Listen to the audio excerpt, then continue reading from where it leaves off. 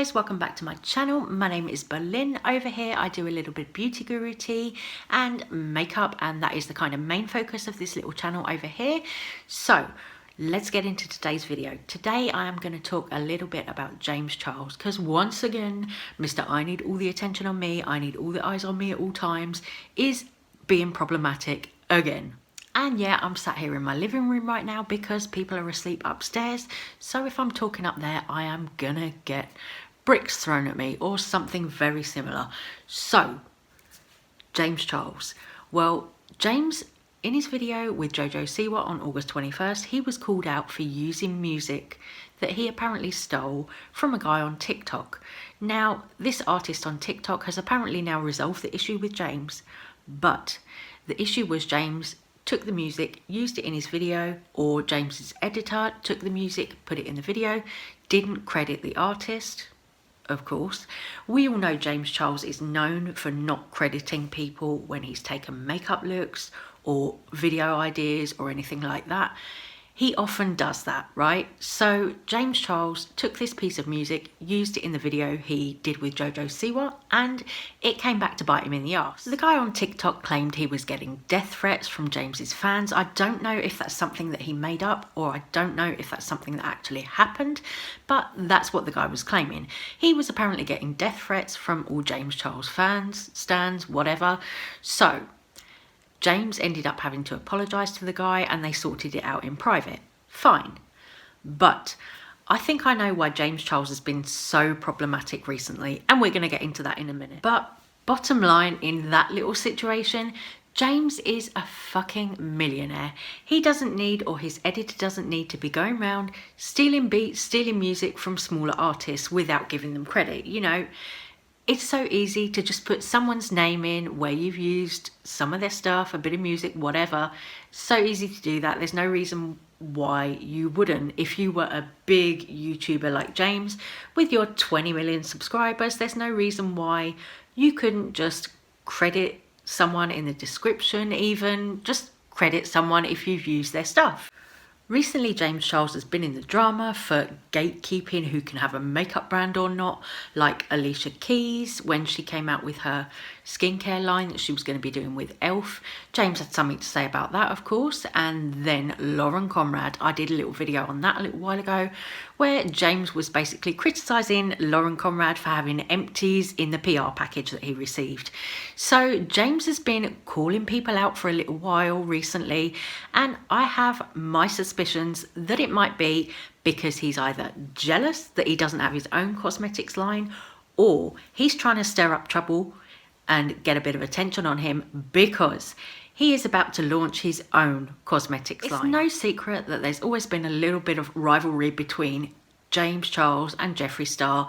Like, they're always kind of competing with each other for the sort of top spot on YouTube. And, you know, Jeffree obviously has his own makeup brand. James Charles hasn't had his own makeup brand. He's only had his Morphe collaboration so far with the brushes, the palette. But James recently put out a tweet and very quickly deleted it. I caught it, so I'll pop it in here for you. It was a tweet where he was asking people what sort of lipsticks they preferred. As I said, James did really quickly delete that tweet, but I did a little bit of digging and I found something. It might be nothing, but it also might be James's own brand. Now, I don't know if it's going to be James's own brand under Morphe, like we found out Jacqueline Cosmetics is owned by Morphe. I don't know if this is going to be a standalone brand separate from Morphe, but here's what I found. So the first thing I found was this one. It's just James Charles, the name, the brand, trademarked, which was trademarked on the 26th of March of this year, and it says jewelry. So I don't know if this is legit. I don't know if James is going to be coming out with jewelry. There's another one that says James Charles Artistry, also filed on March the 26th. Again, it says jewelry. And then there is a third one, which was James Charles Fragrance. Now, do you think James is coming out with his own perfume? This one was filed on February the 27th. Non-medicated skincare preparations, fragrances and perfumery. James recently did a tour of his new big house And to be honest, the decor was kind of meh. It's not my sort of taste, but hey, everyone's different. But it was all kind of beachy vibes, but it reminded me of like IKEA trying to do beachy vibes, if that makes sense, you know, like not sort of authentic beachy furniture and stuff. It was more like IKEA doing beach furniture, if that makes sense. You know, I know what I'm talking about, but hey, yeah, so it wasn't my taste. It was kind of like, I thought it was quite old for someone as young as James to go for that sort of style. It reminded me of something like a retired old gay would have, not someone who's like 21. You know, it didn't really look cool, in my opinion. It looked very sort of bland and boring. And apart from that, NikkieTutorials announced her collaboration with Beauty Bay. She's releasing this gorgeous palette. It looks really, really nice. I love the packaging. I love the concept of like one side being like pretty bright colors, the other side is like dark and kind of almost a little bit gothic, a little bit mysterious, which I like. But the palette, if it's anything quality wise like the Mama Mitchell and Beauty Bay collaboration palette, then the quality will be really good. I've got that palette upstairs in my collection and it's one that I like. So I'm definitely going to try and get my hands on that palette on Monday. And I'm really happy for Nikkie. She deserves all the success because I feel like it's been a really long time coming for Nikkie. Like, you know, she had that thing with Too Faced, which didn't go so well for her, like in the money department, as we found out in the Shane Dawson and Jeffree Star series. But this one, I feel like this could be really, really good for her. Like the pre-sale, or I think it's like a pre-order, like an early access order thing that you can do, that is gone. That's already closed.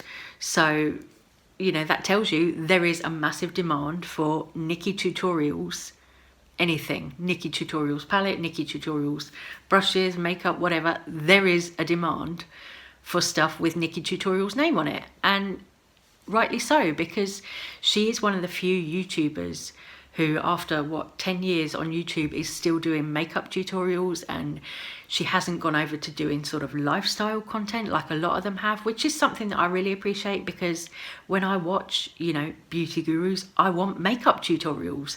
So for me, I'm really happy for Nikkie, and I really, really wish her all the best with this. I think it's going to be amazing for her. Here's a quick little clip I found of Mama Mitchell unboxing his PR palette from NikkieTutorials, just to show you what it looks like. I love the colour story. I don't know what you guys think. Are you into it? Are you going to be trying to get it on Monday? I mean, I really like it myself. I think the shimmers look bomb. And that's all I've got for you today. This was just a quick little video to spill a quick little bit of tea. And I am going to be off now. Going to go and take all this off my face. And I will see you on the next one. Thank you so much for watching. If you've made it this far, take care, stay safe, stay well. And I will see you on the next one. Mwah. Bye, guys.